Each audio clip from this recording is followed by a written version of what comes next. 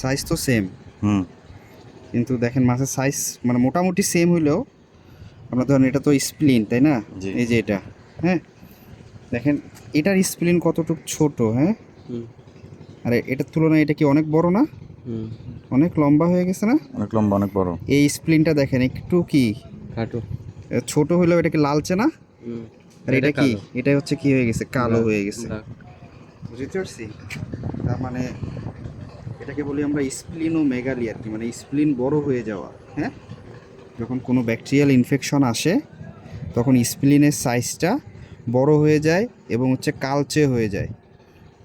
এটা স্প্লিনটা বড় হয়ে গেছে, কালচে হয়ে গেছে, এটা স্প্লিনটা এখনও ছোট এবং লাল। তার মানে এই মাছটা এখনও ভালো আছে, সুস্থ আছে, কিন্তু এটা আস্তে আস্তে সমস্যার দিকে চলে যাচ্ছে। আর লিভার দুটোটারই কিন্তু হচ্ছে সেম, মানে সেম বা হচ্ছে একটু ড্যামেজের দিকে চলে যাচ্ছে। হ্যাঁ, লাল কিন্তু না, লিভার যে লালচে ভাবটা, ওই লালচে ভাবটা নাই।